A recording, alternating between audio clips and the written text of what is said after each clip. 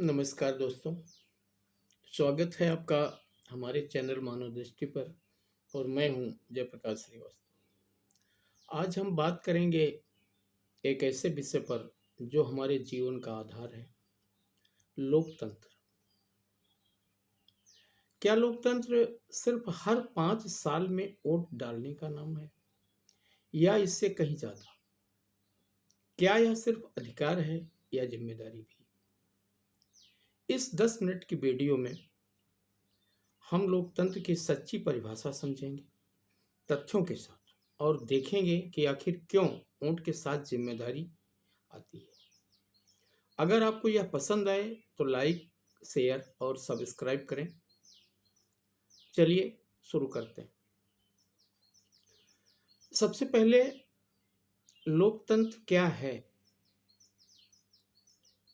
Greek शब्द demos यानी जनता और क्रेटोस यानी शक्ति से बना यह शब्द जनता का शासन कहलाता है। अब्राहम लिंकन ने इसे सबसे बेहतरीन तरीके से परिभाषित किया। उन्होंने कहा, लोकतंत्र वह शासन है जो जनता के द्वारा, जनता के लिए और जनता का होता है। लेकिन दोस्तों, भारत जैसे दुनिया के सबसे बड़े लोकतंत्र में, जहां 140 करोड़ से ज्यादा लोग रहते हैं और 90 करोड़ से ज्यादा वोटर हैं,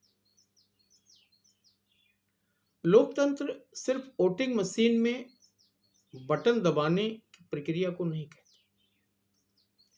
संविधान के प्रस्तावना में लिखा है, हम भारत के लोग लोकतांत्रिक गणराज्य स्थापित करने के लिए। यहां लोकतंत्र का अर्थ समानता, स्वतंत्रता और न्याय। तथ्य देखिए, 1950 में हमारा संविधान लागू हुआ और तब से 17 लोकसभा चुनाव हो चुके हैं। लेकिन क्या सिर्फ 67% वोटिंग प्रतिशत लोकतंत्र को मजबूत बनाता है? ये सोचने का विषय है।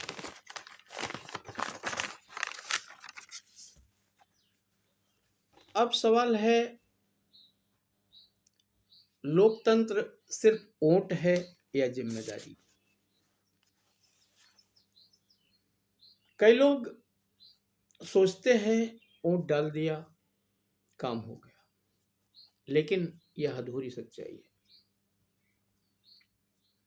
लोकतंत्र के पिता जॉन स्टुअर्ट मिल ने कहा था, लोकतंत्र में जनता न सिर्फ शासक चुनती है बल्कि खुद शासक बनती है।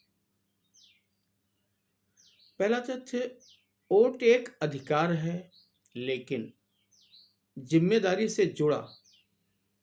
भारतीय संविधान के अनुच्छेद 326 में वयस्क मताधिकार दिया गया है। 18 साल से ऊपर हर नागरिक को वोट का हक मिला है। लेकिन क्या आप जानते हैं, अमेरिका में 2020 चुनाव में 66% वोटिंग हुई, और वहां भी लोग कहते हैं कि लोकतंत्र में सक्रिय भागीदारी जरूरी है। अगर हम वोट के बाद नेता की गलतियों पर चुप रहें तो लोकतंत्र कमजोर हो जाता है। दूसरा उदाहरण, स्विट्जरलैंड का लोकतंत्र। वहां साल में 4 बार रेफरेंडम होते हैं, जनता सीधे कानून बनाती है। 2023 में तो 20 रेफरेंडम हुए, जिसमें पेंशन और पर्यावरण पर फैसले लिए गए। यह दिखाता है कि लोकतंत्र जिम्मेदारी मांगता है। महात्मा गांधी ने कहा था, लोकतंत्र का सच्चा परीक्षण यह नहीं है कि कितने वोट पड़ते, बल्कि यह कि कितने लोग जागरूक हैं। तो लोकतंत्र की जिम्मेदारियां क्या हैं? आइए 4 बिंदुओं पर बात करते हैं। नंबर 1, जागरूकता। वोट से पहले हमको उम्मीदवारों का मैनिफेस्टो पढ़ना चाहिए। वर्ष 2019 चुनाव में बीजेपी का घोषणा पत्र 50+ वादों पर था, लेकिन कितने वादे पूरे हुए, कितने लोगों ने चेक किया? आपको चाहिए फेक न्यूज से बचें, फैक्ट check.org जैसे प्लेटफॉर्म का यूज करें। नंबर 2, निगरानी। वोट के बाद चुप न रहें। लोकपाल एक्ट 2013 नागरिकों को भ्रष्टाचार की जांच का अधिकार देता है। उदाहरण, 2G स्कैम में CAG रिपोर्ट ने खुलासा किया 1.76 लाख करोड़ का नुकसान। भागीदारी। पंचायत चुनाव में 26 लाख से ज्यादा प्रतिनिधि चुने जाते हैं। महिलाओं के लिए 33% आरक्षण है। आपकी भी जिम्मेदारी बनती है कि पंचायतों की मीटिंग में जाएं और देखें। चौथा, नैतिकता। हर मतदाता को चाहिए कि अमीर गरीब का मतभेद न रखें। संविधान का अनुच्छेद 14 कहता है कानून के लिए सब समान। अब एक तथ्य मैं रखना चाहता हूं। विश्व बैंक की 2023 की रिपोर्ट में भारत लोकतंत्र इंडेक्स में 41वें स्थान पर था। स्विट्जरलैंड ऊपर था। क्यों? क्योंकि वहां का जिम्मेदारी का प्रतिशत ज्यादा है। भारत का उदाहरण लीजिए। अन्ना हजारे का आंदोलन 2011,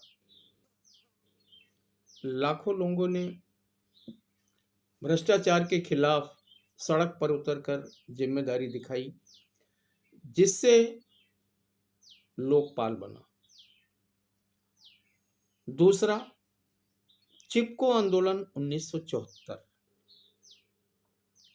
उत्तराखंड की महिलाओं ने लोकतांत्रिक तरीके से जंगलों को बचाया।